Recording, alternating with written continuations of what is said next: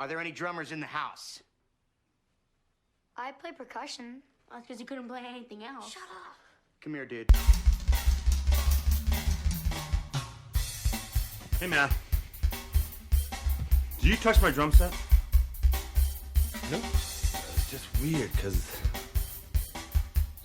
seems like someone definitely touched my drum set. Yeah, that is weird.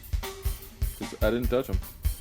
I am warning you right now, if you touch my drums, I will stab you in the neck with a knife. Not quite my tempo. It's all good. No worries. Here we go. Hey guys, be sure to subscribe to us on iTunes and leave us positive reviews. So if you could go leave us a nice 5-star review, it really helps out with the podcast. Also, it helps with our rankings. So if you're trying to find us, it's easier to. So 5-star reviews, be sure to go subscribe to the podcast. So go to your iPhone or your Android or whatever you use to listen to the podcast and just go hit subscribe. It's real easy. It takes like 3 seconds. So please go do that, and I will love you forever. Thanks. Hey guys, welcome back to the Drumheads Podcast, and this is episode 78 with Vijoy from magicroombrand.com. Now this is a wonderful conversation because this is what I love about the internet. This one did not come through like Instagram, like most of my interviews come through. I actually got an email from Vijoy, and he, was just saying, hey, I've got these bamboo sticks, and they're biodegradable, and just reaching out to me. And when he brought up the environmental thing, it really ooh, that stands out to me, because that's something that me personally, I try to be very aware of, that we need to take care of the environment. Recycle. Don't waste water. Gas and stuff like that. Be conservative when it comes to our carbon footprint, if you will, when it comes to the environment, because the oceans are full of plastic, and most of your drum companies or drumstick companies these days do adhere to environmental standards, and they grow their own trees that they're eventually going to harvest and chop down to make sticks. But like he said in the interview, at the end of the day, you're still cutting down a tree, and if there's something you can use that's like bamboo that's renewable, and it grows quickly. And this is what I love. Also, I did not know that bamboo is not a tree. I don't know if that is everybody, but for me it was. I'm like, oh, it's not a tree. It's actually a plant fiber.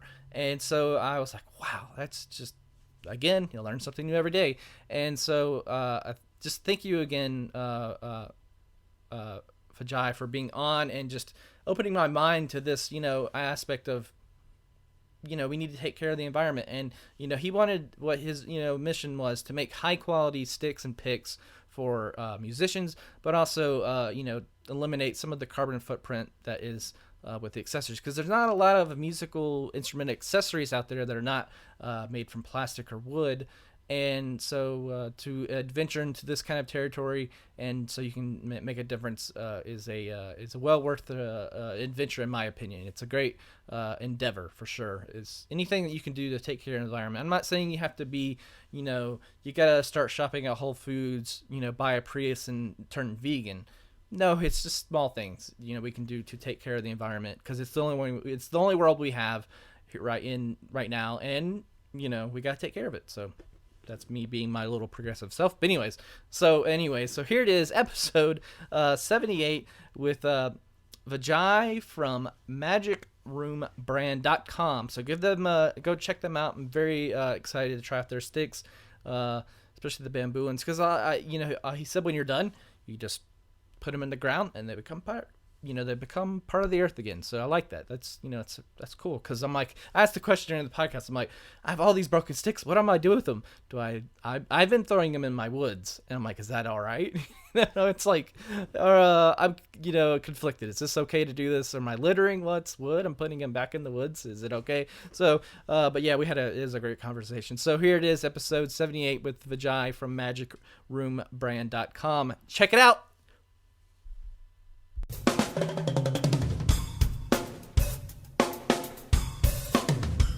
Hey guys, welcome back to the Drumheads Podcast, and my name is Daniel, and I am joined by Skype by Vijoy. Did I say it right? It's Vijoy. I always do it's all this. right. I'm like, I know. I have like 3,000 things going through my head, and then, and like I freeze up every time when it comes to someone's name. That's all right. my bad. There's nothing phonetic about me, so no worries. I'm sorry about that. No worries. But you're with Magic Room brand, and Yes. that is a bamboo and base where you make drumsticks and drum picks, correct? Yes. Magic Room brand focuses on injecting an element of sustainability and biodegradability to the music accessories market. I've been a drummer for, over 30 years now, and a guitar player for almost 15. So as we all know, sort of that music accessories marketplace has sort of lagged a little bit in really offering musicians like you and I a viable, eco-friendly option, So a lot of these new innovations with sticks and picks, it seems like the elephant in the room is okay, where's this eco-friendly option for this stuff? Picks and sticks, just by the nature of their products, they wear out. Their time comes eventually, So guitar picks being made of plastic is really contributing to this huge plastic mountain floating in the ocean, which, by the way, is getting more and more terrifying each day. Sure. And then although a lot of drumstick companies using maple, hickory, or oak, or using sustainable harvesting methods, it's still, at the end of the day, you're cutting down a 70-plus-year-old tree, to make these drumsticks, because that's how long that kind of wood takes to mature enough for production of precision items like drumsticks. So a lot of research and development on my end this past year, and Magic Room brand is focused on creating picks and drumsticks out of bamboo grass. It grows 10 times faster than trees, and is the fastest growing plant on the planet. And a lot of people kind of forget that it's actually not wood, it's actually bamboo grass. And it's super lightweight and super strong. And also, at the end of the day, we are musicians, so it's most important that they sound good as well. So the drumsticks have great response and feel and great cymbal tone. So we're pretty happy about the products, the first generation products, and we're excited about it. Nice. Well, and when you sent me the email about being environmentally conscious and all that about what's going on, that really stood out to me, because I live here in Asheville, which is very eco-friendly town. It's super progressive when it comes to bike lanes and renewable energies and stuff like that. And that's something I strive for as well. That we're here to take care of the earth. We're not here to abuse it. And to find something like a drumstick or a drum pick that's where you can, if you have to dispose of it, you're putting it back in nature versus just throwing it in a landfill. Yeah, absolutely. It's one of those things. The store opened at magicroombrand.com. The store opened a couple months ago, and with every delivery, I send just a little reminder of, like, this is how you use it. You put some songs into it, and then when the time comes, whether it's drumsticks or guitar picks, you stick them in the ground. Boom, boom, it goes away. They're 100% biodegradable, and then you just wait for the next subscription, arriving at your front door. But it's sort of a nice way to sort of be able to make your art and make your music and have alleviate a little bit of the guilt that you're doing it. So I always have the slogan of being able to love how you make what you make. Oh, okay. This nice. way you can sort of create the music, and then when that time comes with your product, just stick it in the ground and pat yourself on the back. Yeah, and you're good to go. Yeah. Yeah, because I've always had like the conflicting thing with me is when I break sticks, I'm like, what do I do with them? I know, right? Exactly. How do I reuse these somehow, or something? It's always tricky. But with these sticks, you stick them in the ground, and you're good to go. Yeah, I've always in the past just like thrown them back in the woods. I don't know if that's like Right. from a house. I'm like, is that okay? I'm like, it's wood going back in the woods. I'm like, but I'm like, I feel guilty at the same time. So right now, I just have a big pile of them just sitting in my floor. And I'm like, maybe if I need to make a fire, but like right now is not a good time to be making fires either. So I'm like, so yeah. Right. What do I do? It is tricky. Wood generally is biodegradable, obviously, because it's natural. But I think, a lot of the companies really coat them in a hardening lacquer, and there's some sort of chemical coating to really harden them. So they're not entirely biodegradable. So, but you know what? You throwing them in the woods, I'm sure that there's very limited things you can do. So it does technically make sense. You're throwing wood back in there. So yeah.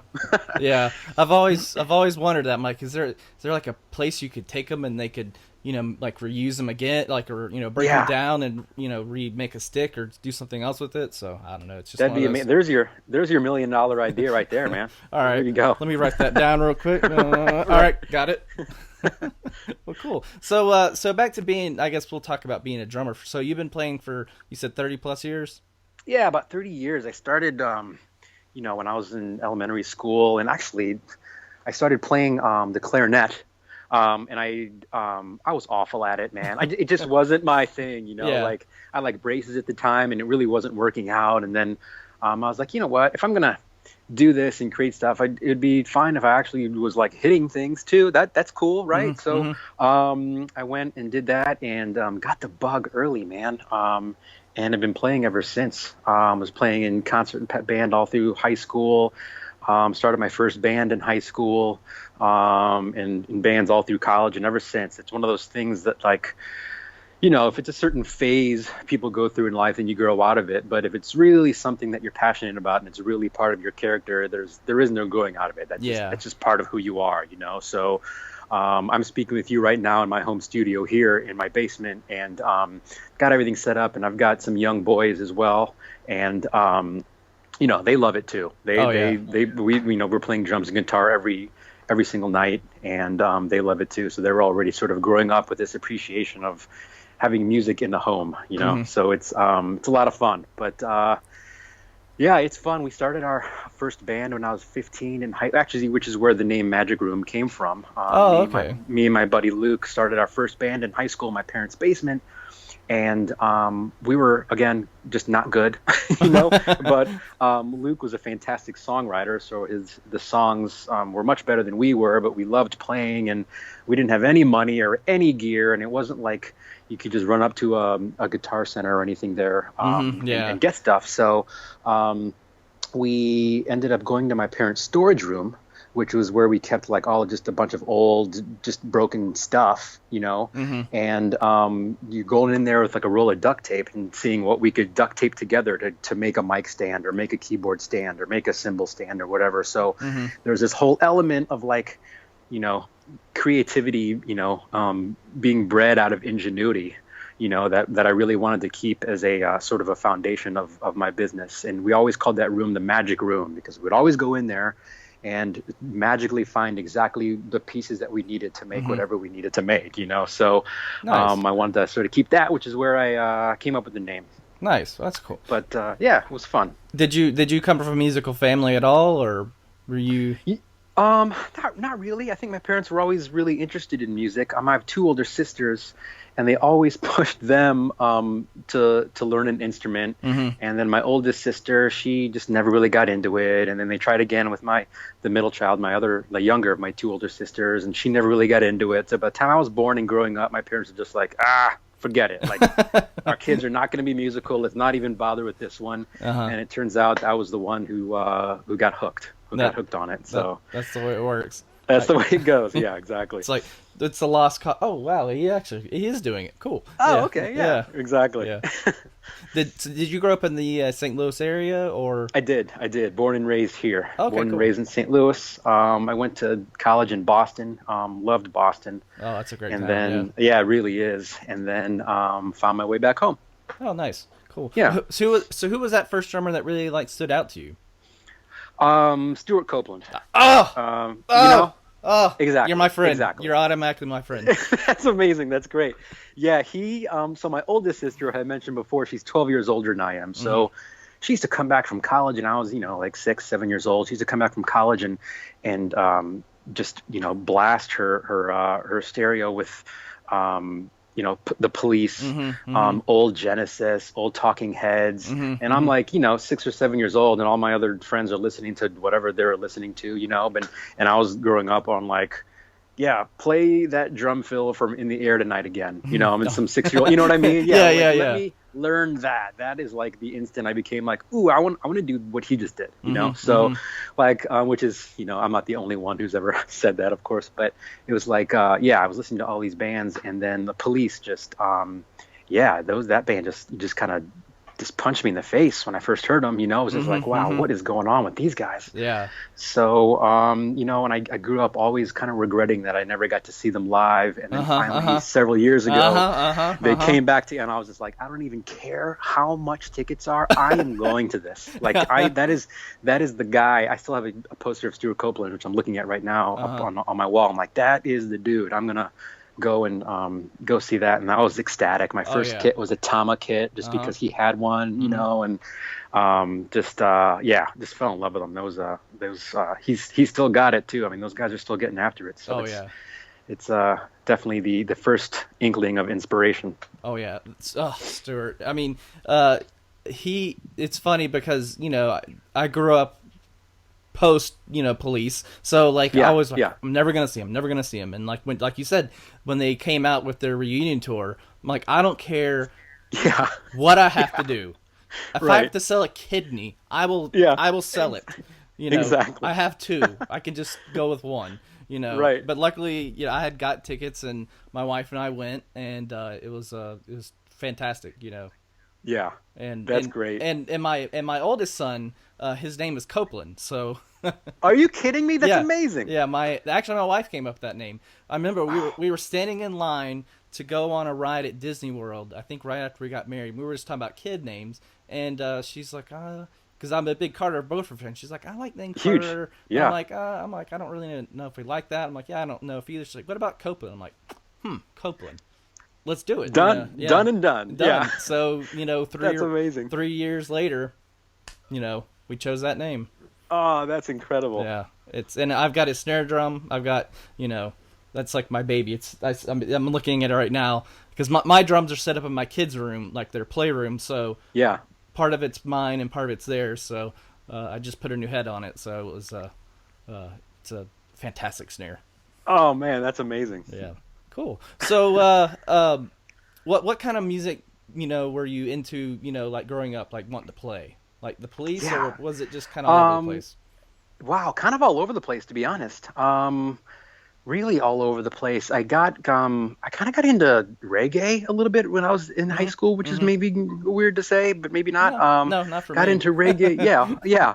Got into reggae a little bit, and that whole, I guess probably just because of Stewart Copeland, maybe now that I'm saying it out loud, but the whole upbeat English beat sort of reggae and ska, how it all sort of blends together. I really got into that. And then really got into that sort of evolved into kind of like jazz a little bit, and sort of like the fusion sort of funk kind of jazz stuff. Really like that. You mentioned Carter earlier. A huge fan. The stuff that he does is just, makes your jaw drop. It's incredible. Like what that guy does. He's one of my faves as well. And really like kind of all over the place. There's a quote I heard that's like, the more you love music, the more music you love. Yeah, totally. So there's a lot of people that are like, I like all kinds of music except for this, this, and this, and this. And I'm not like that. I like it all. Obviously some more than others, but I can find at least something redeemable and something that I like in kind of everything. So kind of all over the place, you know. But it's fun. I do like sort of the really kind of simple, deep, fat pocket sort of like funk and groove stuff, which is you listen to it and it's like, oh, that seems kind of easy to do, and then you try to do it and it's just like, wow, there's like all kinds of stuff going on in here, all the subtle nuances that people don't really hear, but it's more about feel than hearing it. So it's that kind of stuff I really, really enjoy. Well, and I think the older, especially I get, and some of the drummers I talk to, the older they get, the more appreciation for groove versus like the, as great as Stewart is, and Carter, sometimes you appreciate that pocket groove. And, and trying to learn it, because for me, for years, it was all just, blah, blah, blah, it's just going all over the place, trying to show off. And now it's like, I want to lay down just good grooves and try to figure that out. Yeah, exactly. It's just once you start playing in bands, you learn how to kind of be in a band. So it's one thing to have mad chops, and you have to learn that eventually. But then when you're in a band, you sort of want to learn everything, but then forget everything, and then just kind of develop your own style. Yeah. So that's I guess a never-ending process. It's not that like any of us have that figured out yet, but Yeah. But it's fun. I like playing with other people and trying to kind of figure it out. And John Fishman from Fish is one of my favorite drummers, and he has this crazy quote that says, playing drums is like riding a bike that was designed by Dr. Seuss. Where like, there's all kinds of different things that you have to do, but you're like, causing someone to do something, but also reacting that up, off of what your other bandmates are doing. So there's always this kind of push and pull and give and take, which is super interesting for me to be a part of that. Yeah, and also, if you go if you have like a hiatus when you're playing with somebody for X amount of years or months, and you come back together, sometimes things change, and you learn how to groove, differently with when you were playing them in the past. It's interesting, because I met up with a friend that I hadn't played with for in years, and started playing with them, and it was different, but in a good way, It was more mature, I guess you could say. Yeah, that's great. So I guess going back to your brand, so you said you play guitar. What kind of made you want to jump into playing guitar as well?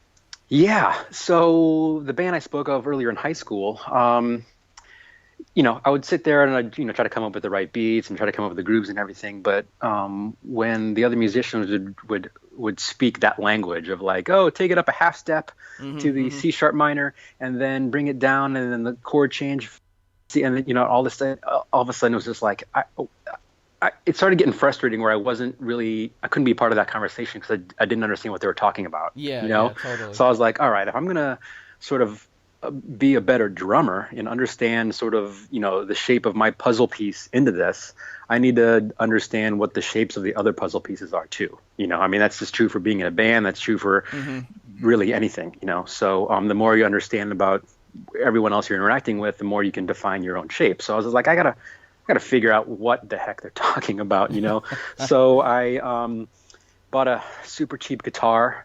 And then a chord picture book, which tells you like this is a G, and then this is the fingers you put yourself, and sort of taught myself a little bit of guitar, not so much the theory, but really how to play guitar, and started learning how to sort of string chords together and potentially even write some songs, but also get to understand a little bit of the sort of the language of half step, full step, and really, deciding on, kind of how songs are arranged. And once you do that, it's like it gets really frustrating for a little while because it's like you've got calluses on your fingers and you're learning and you're not moving quickly enough between chords, and it gets a little tricky. The right hand for me, the strumming hand, that was never a problem because being a drummer, you have that rhythm. But the chords were just like, oh God, I can't get them. And then finally, honestly, just like one day, boom, it clicks. Yeah. Like one day you pick it up and you're sort of like, all right, let's try this again, and just clicks immediately, and you're like, oh man, there it is. And then you're hooked. So I've been writing songs on guitar for years now, and it's fun. It's super fun. It's sort of one of those things where when you're writing songs, you already hear what the drum beat's going to be, so it's sort of you can kind of hear the whole song in your head as you're writing it. Yeah. So it's fun to do. Yeah, and it's great to have your own music to play along to. So if you lay down a guitar track and then like now I can add the drums to it. Right, exactly. Yeah. Which is I've tried to learn bass, but I don't have like the finger stretch to do like the chords and all that. I just can't do it. So I've stuck to drums and percussion, but it is what it is. It is what it is. Yeah. So coming up with picks and drumsticks when you set out to make your your company, what was like the deciding, like what made you want to like, I'm gonna do this, I'm gonna make my own picks? Was it wanting to be more on the environmentally making sure I'm taking care of the environment, or was it just like here's a product that's not being made, I just want to make it kind of thing? Yeah, kind of a little bit of both, honestly. So, I've always sort of had the entrepreneurial bug, and I was working in corporate America for about 12 years. So, working for a large global communications agency, and it was great. It was a lot of fun working with just the Fortune 50 companies and Fortune 100 companies, and putting together creative platforms and creative plans for them. It was great. But after 12 years, it was just like, all right, so what's next? What's next for me? So decided to sort of pursue that entrepreneurial bug and sort of scratch that itch, if you will, and decided to go with this. I think it's good to find, from an entrepreneurial perspective, I guess, or from any sort of startup business perspective, an overlap in three things, which is where I sort of envisioned Magic Room brand to sit. One is what's something that you potentially know a lot about. I may not know a lot about really anything, to be honest with you, but it's probably something in my life that I know most about is just sort of the landscape of musician accessories. That overlapping with something that you love and that you're passionate about.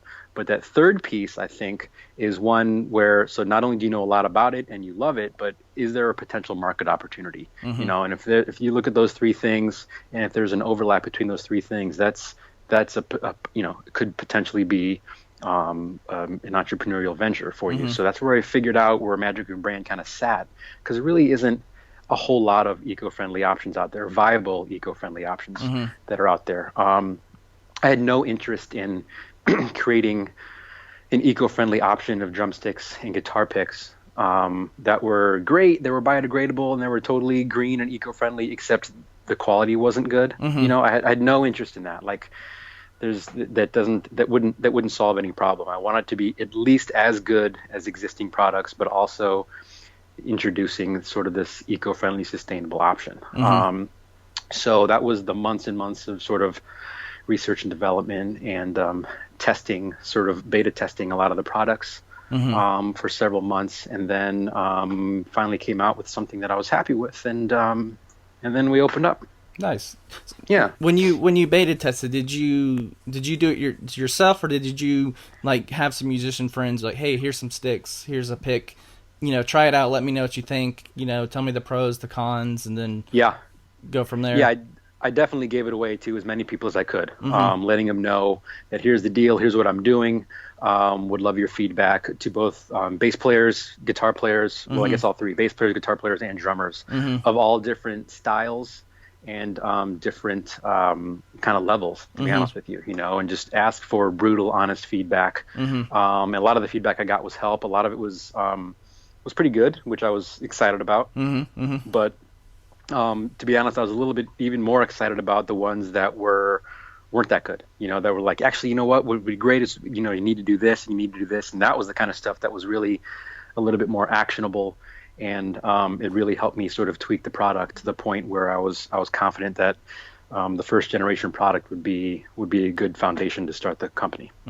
So when it comes to the stick sizes, you have just a certain sizes that you've got available right now, just like 5A, 5B, and then your 7A. What's the other one? 2B, I think it's the other. 2B, yeah. So right now we have only 7A and 5B. Okay. Just to sort of because I'm a scrappy bootstrapped startup, so we have those two sizes, 7A and 5B, and we'll be introducing the 2B and 5A later this year. Okay, cool. Yeah. And so where are the sticks made there in St. Louis? They're all designed and researched and tested here in St. Louis. And I've partnered with some master bamboo craftsmen in Jingzhou, China, which is where the best bamboo in the world is from. Oh yeah, for sure. It's right in their backyard, and these guys have been working with bamboo and bamboo fiber their whole lives. So these guys are just the master craftsmen of their trades. So partnered with them, and they're making all the products to my specs. Nice. I was curious about that because I know people grow bamboo in their backyard sometimes, and but there is probably something a little bit different about a Chinese bamboo versus an American bamboo when it comes to strength, because like you said, they've had literally thousands of years of experience working with bamboo, Yes. And Yeah. and they know the qualities and how it's malleable and how it can work and be formed into a drumstick or a pick for and Yeah, make exactly. it work. So very cool. Yeah. So what's the next big step for you, with your business, trying to get out there? Is it just trying to find some musicians to, sponsor, I guess you could say, or, be like an artist so that you can get, more exposure that way, or? Yeah, I think so. I think you nailed it. I think it's definitely going to be getting my products in influential hands, and different artists testing it out, taking it on the road, and sort of becoming Magic Room brand artists, if you will. Yeah. I think that's that sort of influencer marketing. I think is going to be. I think it's going to go a long way. I think it's going to really expand the brand as far as kind of giving it a little bit more real world personality with actual bands that are out on the road, working hard. And having these music accessories, Magic Room brand accessories, working for them and with them. I think another sort of avenue that we're going to sort of pursue this year is expanding the product line. I mentioned that we're going to be introducing 2B and 5A sticks, but also we're introducing guitar straps nice. made of bamboo fiber, which I'm super proud of. Really durable and soft, comfortable straps. They're great. And also working with some other drum manufacturers here in the U.S., some out in California, that will be working with me to make bamboo snare drums and other drums as well. Okay. So we're actually looking to expand into actual drums as well. So that's exciting stuff. So we're just sort of looking to sort of make the strategic partnerships with a lot of like-minded creative companies and other people that are out there, and seeing what we can do together. Yeah. Well, and the snare drums is great because I remember several years ago, DW had a bamboo snare drum. I don't know if they still carry it, but I'm not sure. It never really went anywhere, and I think it was a little ahead of its time, to be honest, because social media now is such a huge thing versus 10 years ago. You had MySpace and you had to have a Facebook page. You had to be in college to have a Facebook page. Yeah, exactly. And now everyone's got a Facebook page and Instagram. There's multiple ways of seeing stuff that it kind of jumped the shark, I guess you could say. And people now are very environmentally they got that mindset of like, I've got to take care of the earth, and what can I do, because every little thing no matter how big or how small it is can help. And seeing that if there's a drumsticks or a snare drum that can get, and then hopefully the snare drum won't deteriorate. They want to have that forever, but with drumsticks they can stab in the ground and walk away from. Yeah, exactly. I think there's been a lot of focus and a spotlight on just being eco-friendly. It's just the popularity of it, almost necessity of it over the past 10 years has tremendously grown. Where like, that before 10 years ago, corporations really wouldn't have any sort of social responsibility program, but now they all do. Now they're all talking about, hey, we're in a LEED certified building, or we have this whole corporate social responsibility program, or we give back here, or we have a philanthropic effort here. Like, it's very, very important. Because it's become kind of a marketing tool, So I think people see the importance of that, and I think the mindset of customers of all industries and kinds are that's sort of a swaying, deciding factor as well. I think I think people are ready for it. When it comes to the music accessories department, like I said earlier, it's sort of lagged. It's been a little slow in catching up, and I'm hoping to sort of kind of do my thing here to kick that into gear. So now we just got to find a drum head that's biodegradable. I know, right? Exactly. Those things come and go as well. And it's just like, well, what do we do with this thing now? Yeah. So, actually, it's funny. That's the tricky. It's funny.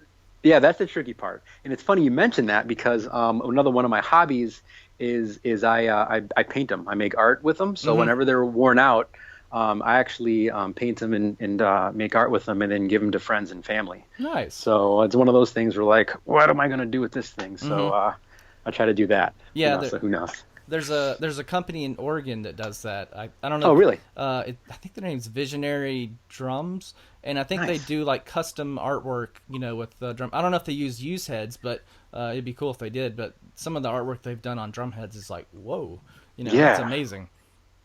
That's great. I'll check that out for sure. That's awesome. Yeah.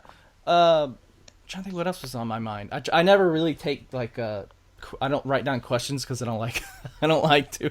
I like the conversation. Right. I like the conversation just to kind of go where it wants to and not be so stringent. I agree. Yeah. But so I guess to talk about drummers again, who are some of the drummers now that you're really into? Oh man, geez, that is a difficult question. We talked about Carter. I'm a huge fan of Carter. Still listen to Fishman, the Fish. Man, who is? It's like picking your favorite. It's like, who's your favorite child? Like right, exactly. Yeah, no, it's like I don't even know. There's so many. Dave Weckl is here from St. Louis, so he's a hometown guy. Nice. So, I didn't know that. Yeah, he's one of those guys that you just always drop in your jaw. It's just like, God, I've got to have the opportunity to see him live in some pretty small rooms here in St. Louis when he's coming in, and it's just amazing. But a lot of these guys are just still like nothing new, but just like the legendary, like the Steve Gadds and the Dennis Chambers of the world. Those guys are still just amazing. I was at NAMM last year, and I think NAMM's actually going on. Yeah, I know. Now, but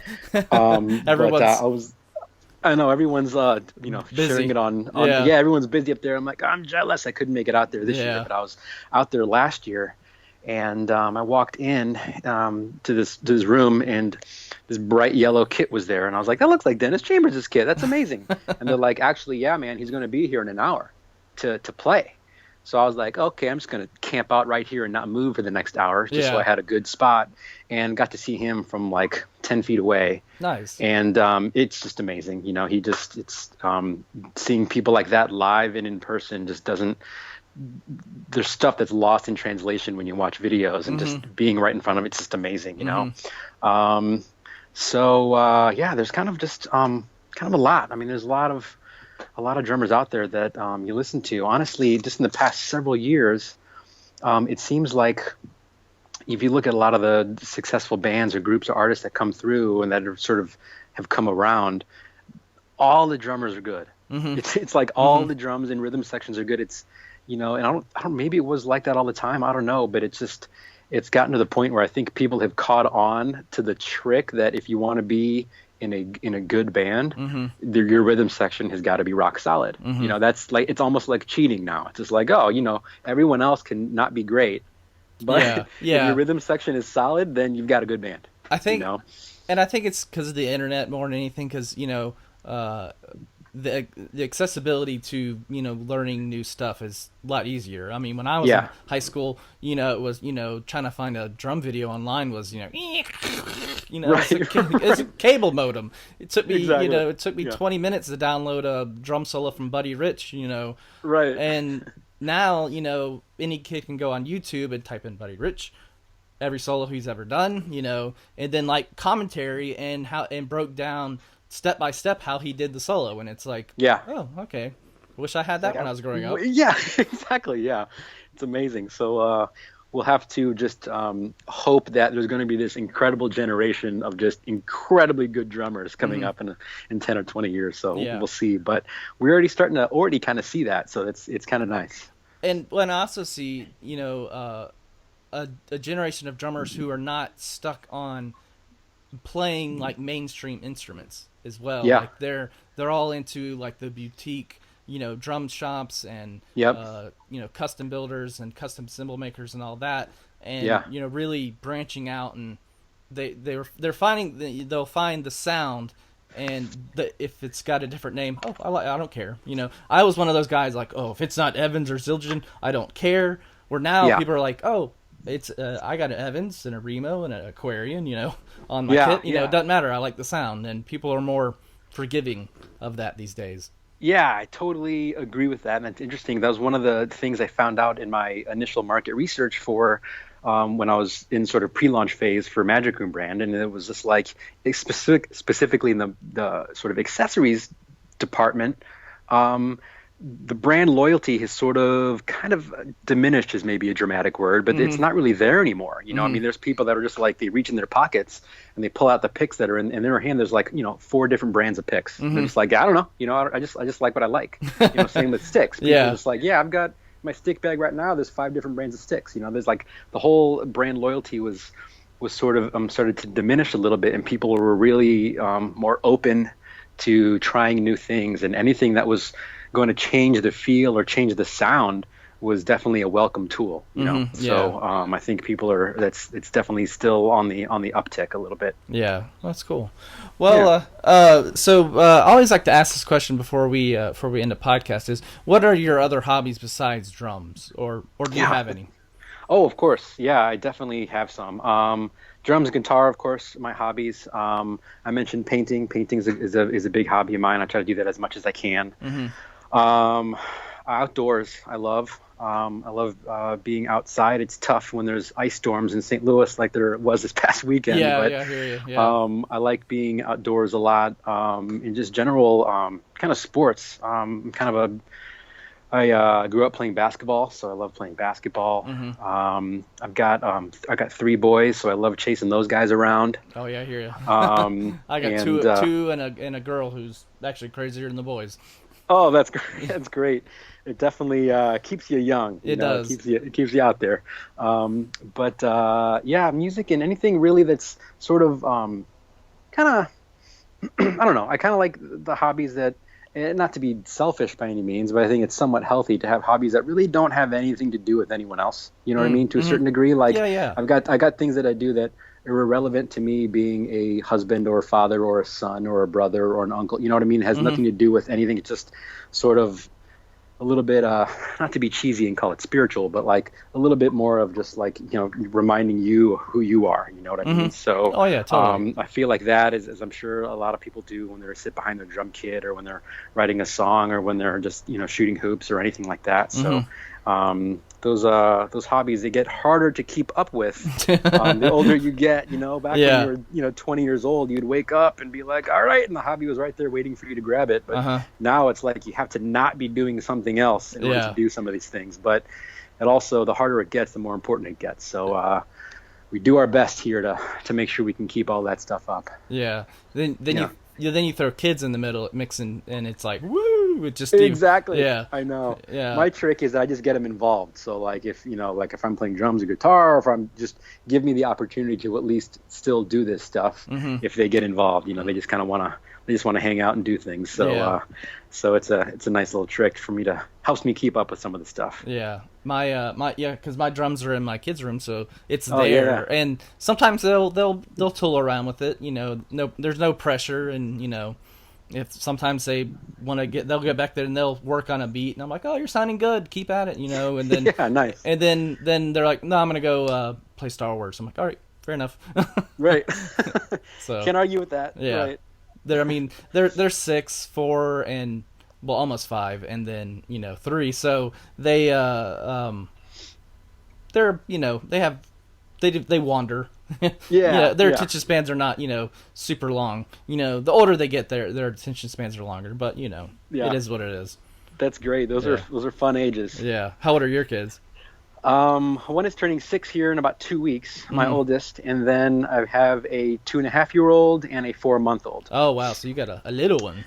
Little guy, yeah. So, but he's good. He's keeping up with his older brothers, and they all love to come down to the studio here and make noise. I remember I used to be like, oh, be careful, don't touch the kid or whatever. And I was like, you know what? Like this stuff is built to be made hit with sticks. Like it's going to be fine, So, and it's hard for me to say, no, don't do it when it's like part of me wants them to play, but also part of me is like, I'm just like, you know what? If they can grow up appreciating the guitars and learning how to like interact with them, then we're in good shape. So they're all they all love playing every night, so it's fun. Yeah, my because I was that way, like don't touch it. But then like my wife's like, "Have you seen yourself play?" I'm like, "Oh yeah, Yeah, exactly. good point. Right. All right, never Right. mind." Yeah, if they play with your vigor, and your drums take it, you'll be fine. Right. Yeah. Exactly. Yeah, they're made to be hit, so it's what they got to do. Cool, man. Well, so where can everybody find your products at? You find them online at magicroombrand.com. Mm-hmm. We're on Facebook, Twitter, and Instagram, also at Magic Room Brand. But magicroombrand.com is the site. And the store is always open. We're offering a subscription element to drumsticks and guitar picks for those that just sort of want to get them delivered right to the door for ultimate convenience. But there's also just sort of a one-time shop where you can go in there and pick out what you need. So we're trying to be super convenient and sort of speak to sort of today's musician and kind of what he or she needs, and not only what they need, but also how they need it. So, but we're direct to consumer and we deliver it right to you. And it's been fun. The shop's been open for I guess almost 4 months now, and been getting a lot of great response, and delivering the picks and sticks out to everyone across the country. So it's been good, and Nice. It's been exciting, and we're looking forward to kind of what 2017's got in store for us. We got a few things cooking, and we're gonna announce a few things in a couple months here. So we're excited about it. Cool. Are you gonna be at Summer NAMM by any chance? Definitely. Yeah. Okay, cool. Definitely. couldn't I will make it be out there too. Yeah. Oh, awesome. Yeah, Yeah. that'll be great. I'll have to come and say hi for sure. Yeah. Um, I'll be yeah, wandering, I was- I'll be wandering around. Oh, that's great. Yeah, I'll be doing the same. Yeah. I was there last year just to sort of soak in and get the sort of difference between Anaheim and the Nashville show. But I think Nashville's a little easier for me to get to. And, Yeah, totally. Me too. And it's going to be, yeah, exactly. Yeah. And I had a blast last year. So, yeah, man, I'll definitely keep an eye out for you when we're down there in Oh, July. yeah. And it'll be a good time. Cool, man. All right. Well, I appreciate you being on. So yeah, you guys go check out Magic Brand, our Magic Room Brand. There we go. Hala. There it is. Yeah. And I like me personally. I like the fact that there's something out there that keeps the environment in mind when you're buying it, and yeah, I like that. I appreciate that. Yeah, cool, man. Well, I'm gonna hit stop here real quick on the recording. So see Okay. you guys.